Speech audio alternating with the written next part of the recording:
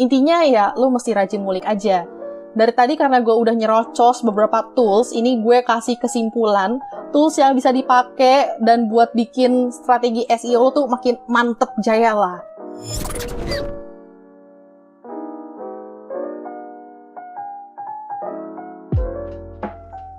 Halo semua, balik lagi bareng gue Raya di Ngomongin Bisnis by Melon Branding. Setelah kemarin gue kasih banyak hal tentang on-page dan off-page, lo udah mulai ngerti belum gimana caranya manfaatin SEO ini buat bisnis lo? Kalau ini emang pertama kalinya lo tahu soal SEO, udah pas banget deh lo dengerin podcast series ini. Kemarin kan gue banyak kasih tahu nih tentang teknik SEO-nya. Gue reminder lagi deh, ada 2 strategi utama yaitu on-page dan off-page. SEO on page, lo memaksimalkan website yang lo punya supaya masuk ke halaman 1 Google pas orang lagi ketik kata kunci tertentu.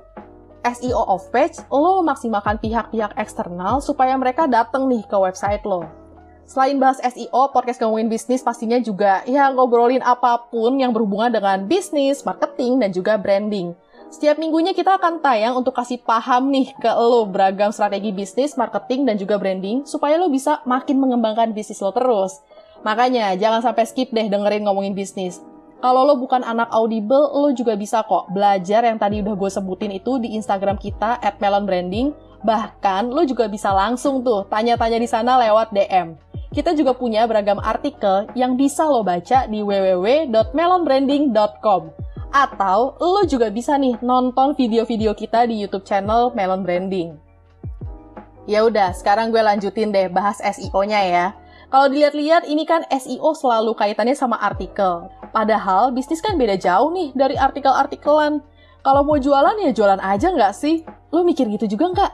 Pemikiran sekilas ini lumayan bener kok. Karena ya SEO memang banyak digunakan strateginya di industri media kayak IDN, Kumparan, Tribun News, Kompas, Detik, dan lain-lain. Sebagai media, fungsi mereka kan menyampaikan berita apa yang lagi hot dan informasi apa yang orang-orang tuh harus tahu gitu. Tapi coba deh lo perhatiin lagi, media kan nggak cuma nampilin informasi atau berita-berita aja gitu. Ada juga nih jenis artikel yang advertorial. Emang sih memberikan informasi dan value, tapi ujung-ujungnya jualan. Jualan produk yang terkait untuk memaksimalkan value yang mereka ceritain. Bisa dibilang strategi SEO ini adalah bentuk marketing soft selling. Nggak harus nyebutin produk, harga, atau bisa beli di mana aja sih kalau misalnya di depan-depannya. Artikel-artikel SEO harusnya tuh bisa menjawab pertanyaan masyarakat dulu. Baru deh kasih solusi lewat produk yang lo punya. Itu kenapa SEO nggak cuma soal kita muncul di halaman 1 Google nih, tapi harus relevan. Hati-hati ya, jadi hujatan netizen karena kontennya cuma clickbait dan nggak ngasih value apa-apa. Ketika lo bisa buat artikel atau konten-konten yang nggak melulu isinya jualan, sebenarnya tuh lo lagi membuat brand lo itu sebagai media. Waduh, maksudnya gimana tuh? Kalau zaman dulu atau model marketing tradisional, mungkin lo ada yang tahu namanya newsletter atau brosur. Kalau brosur itu kan isinya kayak katalog ya, tapi kalau newsletter di situ ada kayak artikel-artikelnya gitu.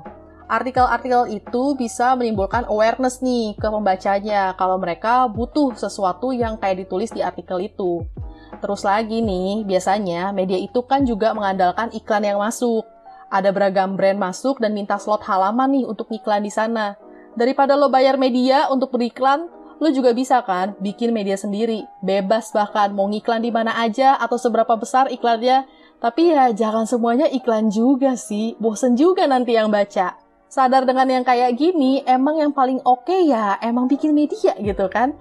Karena semua juga berbasis digital dan orang-orang memanfaatkan search engine gitu untuk cari informasi di masa kini, lo butuh tuh strategi SEO. Ingat ya, strategi SEO bisa lo jalanin kalau emang lo jadiin brand lo itu juga sebagai media gitu.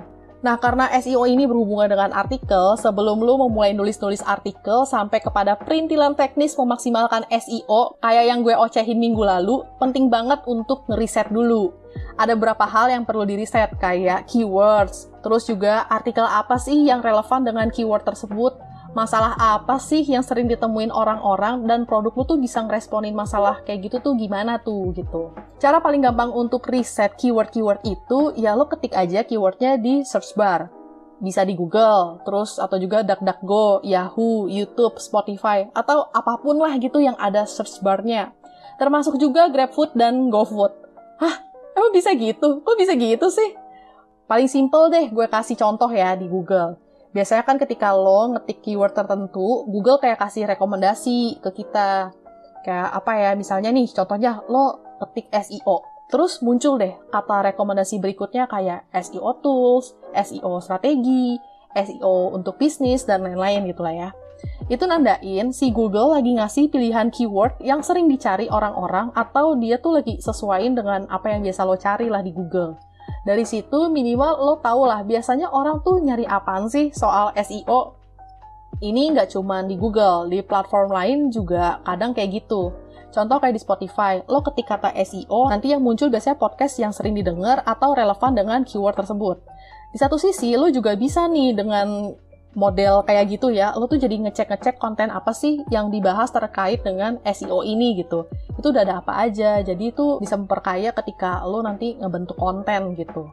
Tapi kok tadi ada GrabFood sama GoFood ya gitu. Itu gimana tuh? Jadi prinsipnya sama aja kayak Spotify tadi. Apalagi kalau lagi buka bisnis F&B ya, kayaknya tuh harus banget lah lo harus going online gitu. Khususnya tuh di masa pandemi kayak sekarang kan. Hampir semua F&B kan shifting tuh ke online karena keterbatasan untuk bisa dine in. Nah, di sini lo juga bisa sekalian riset ada resto apa aja, sekarang lagi banyak jualan apa, namanya kayak gimana gitu. Biasanya orang akan cari makanan based on dia mau makan apa, bukan brandnya. Kecuali kalau brandingnya udah kuat banget ya. Saran gue kalau lo baru buka bisnis F&B, nggak usah deh pakai nama aneh-aneh. Langsung to the point aja kayak, misalnya nih lo jualan ayam goreng, ayam bakar, spaghetti, pasta gitu. Brand-brand besar aja, walaupun udah punya nama nih, terus juga mereka punya menu yang unik, bisa aja kan mereka kasih namanya yang aneh-aneh gitu.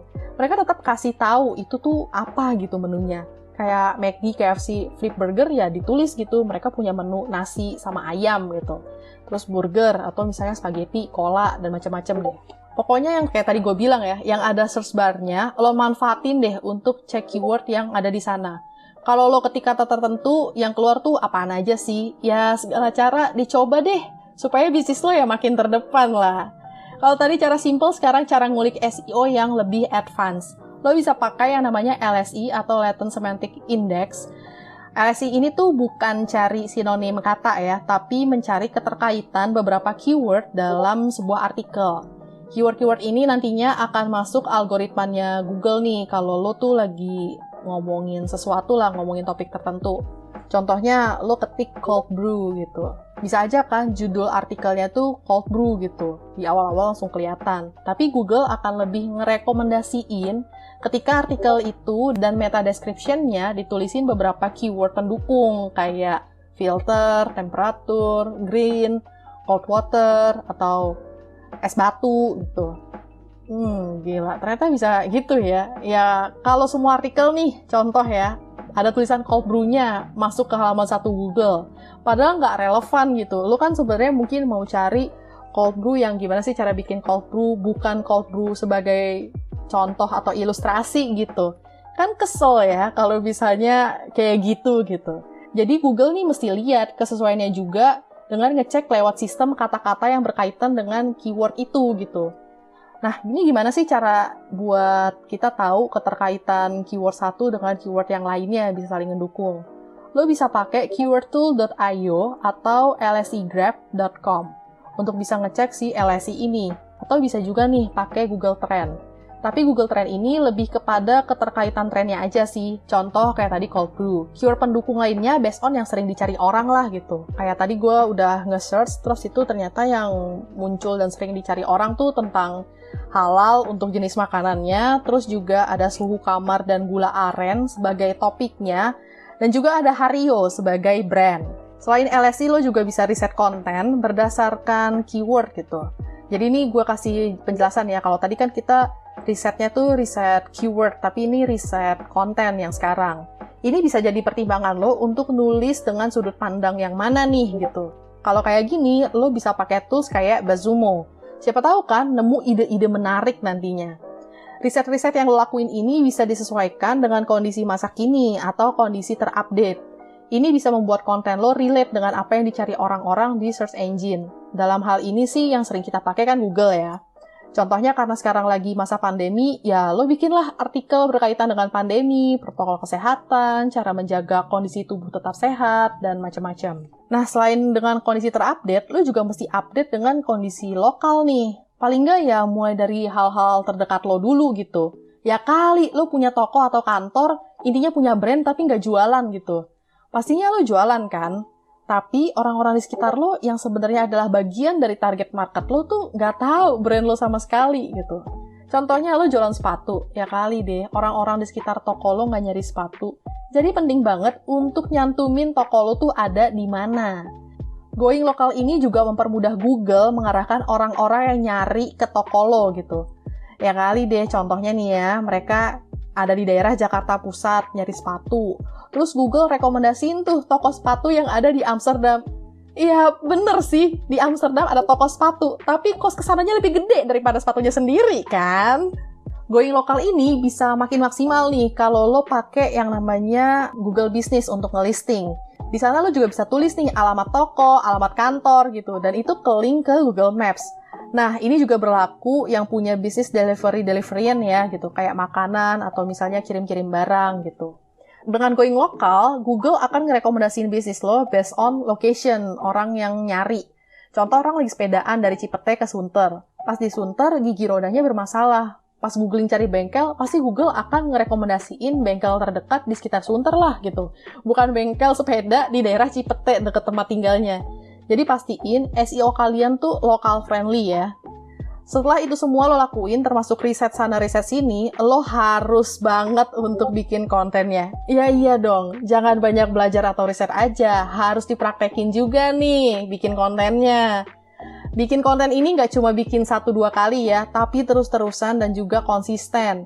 Kalau ini adalah kali pertama dan yang baca atau mampir ke website lo dikit, ya nggak apa-apa juga, wajar aja kali. Tapi grafik visitornya harus naik dong, makanya harus konsisten nih kontennya. Karena kita nggak tahu di artikel keberapa yang bisa narik perhatian orang. Dengan konsisten konten di website, orang yang berkunjung itu jadi ngelihat brand lo sebagai sesuatu yang kredibel dan mereka nunggu-nungguin nih artikel baru dari lo yang bisa ngebantu hidup mereka. Supaya konsisten, lo juga bisa bikin planning. Contoh, lo mau artikel terbit seminggu sekali dengan tema A, B, C, D. Nah, itu bisa memudahkan lo untuk ngebentuk konten itu tuh, gitu. Nggak bingung lah cara lo untuk mau bikin konten apa. Nah, pertanyaannya adalah, apakah setelah ngonten dan konsisten, tugasnya udah kelar? Wah, tentu aja belum dong, Ferguso.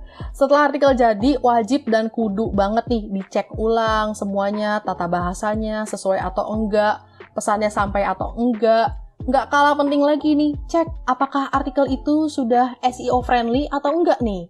Lo bisa pakai wordcounter.net untuk ngeliat kata apa sih yang terlalu sering diulang sampai akhirnya memperburuk SEO nih, dan ngeliat SEO friendly atau enggak nih artikel lo.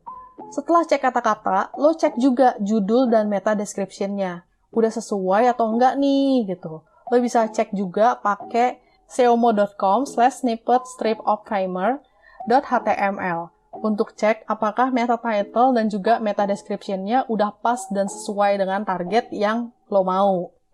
Waduh, ternyata banyak juga ya alat bantu SEO supaya tepat sasaran dan bikin makin cuan. Betul banget nih. Intinya ya, lo mesti rajin ngulik aja. Dari tadi karena gue udah nyerocos beberapa tools, ini gue kasih kesimpulan tools yang bisa dipakai dan buat bikin strategi SEO tuh makin mantep jaya lah. Kalau lo mau research keyword dan topik, lo bisa pakai keywordtool.io, lsegrab.com, Ubersuggest, atau Google AdWords. Khususnya Google Keyword Planner ya, kalau lo punya akun untuk beriklan di Google. Spesial untuk iklan di Google termasuk YouTube, next episode aja deh, nanti bakalan gue bahas. Makanya dengerin terus podcast ngomongin bisnis. Lanjut nih, ke cek SEO setelah artikel jadi. Lo bisa pakai wordcounter.net, seomo.com/snippet-strip-of-timer.html. Terus juga, lo juga bisa cek nih plagiarism-nya juga gitu. Jadi kan konten, kalau misalnya di minggu lalu gue udah jelasin, konten yang tingkat plagiatnya tinggi tuh ya agak susah untuk bisa ada di halaman 1 Google gitu. Jadi semakin tinggi kedeteksi plagiat, apalagi di atas 10% kayak gitu, udahlah kayak susah lah untuk masuk halaman 1 Google. Jadi make sure kalau misalnya artikel lo itu authentic.